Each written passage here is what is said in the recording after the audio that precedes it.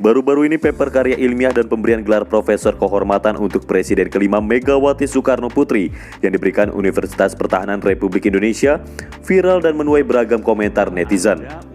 Mereka bertanya-tanya, bagaimana bisa orang yang belum pernah lulus kuliah mendapatkan gelar profesor? Pada zaman era Pak Nuh pada waktu itu, untuk memberikan apresiasi kepada pejabat atau tokoh nasional yang selama ini memberikan contoh dedikasi loyalitasnya kepada bangsa dan negara yang kita kenal dengan tacit knowledge. Sementara itu, komentar terhadap paper karya ilmiah juga datang dari Associate Professor Nanyang Technological University Singapura, Profesor Zulkifar Amir. Menurut Profesor Zulkifar Amir dalam kanal YouTube Narasi TV, paper karya ilmiah tersebut tidak ditulis secara langsung oleh Presiden Megawati Soekarno Putri. Judulnya adalah Kepemimpinan Presiden Megawati pada Era Krisis Multidimensi 2001-2004. Nah, ketika kita membaca ini, kita akan punya kesan bahwa yang menulis ini adalah bukan Presiden Megawati, karena yang menulis mencoba mendalami apa yang terjadi dan dampak dari kepemimpinan Presiden Megawati pada saat itu gitu. Jadi setiap akademisi atau setiap peneliti yang membaca ini akan langsung mendapatkan kesan yang aneh ketika membaca judul dan mengetahui bahwa penulisnya adalah orang yang sama.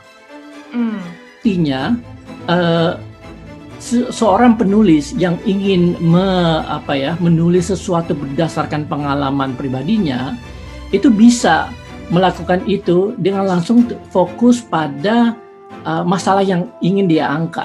Jadi misalnya kalau saya Bu Megawati dan saya akan menulis tentang pengalaman saya sebagai presiden pada tahun 2001-2004, judulnya akan menjadi krisis multidimensi pada tahun 2001-2004, ya kan?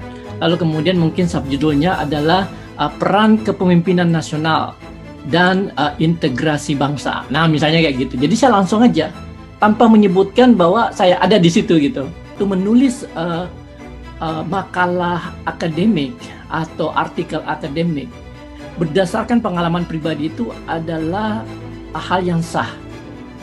Itu wajar dilakukan dan dilakukan oleh siapa saja di dalam dunia akademik. Ya kan, saya pun melakukannya gitu.